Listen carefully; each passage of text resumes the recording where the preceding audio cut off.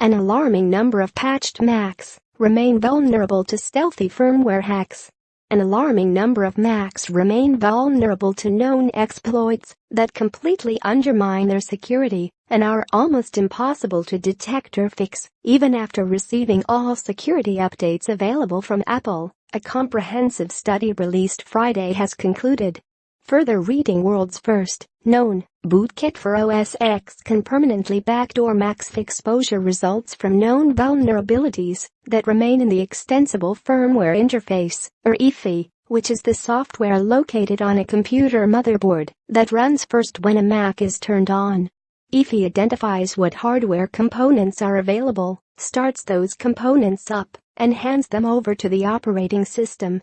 Over the past few years, Apple has released updates that patch a host of critical EFI vulnerabilities exploited by attacks known as Thunderstrike and ThunderStrike 2, as well as a recently disclosed CIA attack tool known as sonic screwdriver.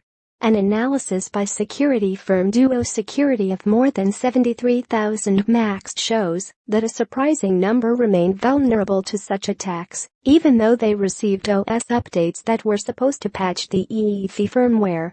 On average, 4.2% of the Macs analyzed ran EFI versions that were different from what was prescribed by the hardware model and OS version.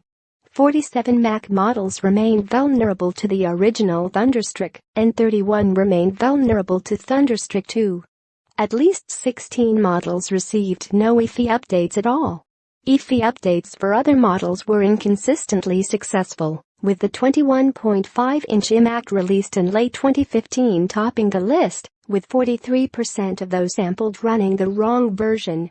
Attacks against EFI are considered especially potent because they give attackers control that starts with the very first instruction a Mac receives. What's more, the level of control attackers get far exceeds what they gain by exploiting vulnerabilities in the OS or the apps that run on it. That means an attacker who compromises a computer's EFI can bypass higher-level security controls, such as those built into the OS, or, assuming one is running for extra protection, a virtual machine hypervisor. An EFI infection is also extremely hard to detect, and even harder to remedy, as it can survive even after a hard drive is wiped or replaced and a clean version of the OS is installed. As the pre-boot environment becomes increasingly like a full OS in and of its own, it must likewise be treated like a full OS in terms of the security support and attention applied to it, Duo security researchers wrote in a white paper outlining their research.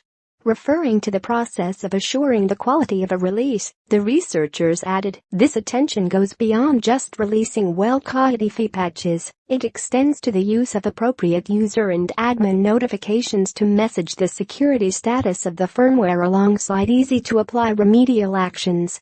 Duo Security warned that the problem of out-of-date pre-boot firmware for computers running Windows and Linux may be even worse. Whereas Apple is solely responsible for supplying the motherboards that go into Macs, there are a wide number of manufacturers supplying motherboards for Windows and Linux machines, with each manufacturer providing vastly different families of firmware. Duo Security focused on Macs because Apple's control over the entire platform made such an analysis much more feasible, and because they provided an indication of how pre-boot firmware is faring across the entire industry.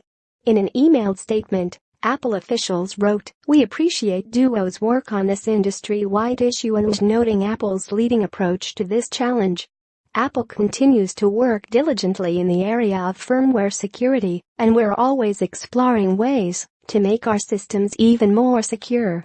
In order to provide a safer and more secure experience in this area, MacsThe Sierra automatically validates Mac firmware weekly."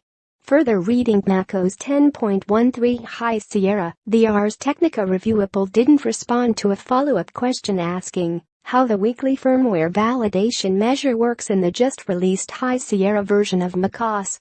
The new macOS version introduces a feature called EFI Check, but Duo security researchers said they have found no evidence that warns users when they're running out of date EFI versions, as long as they're official ones from Apple.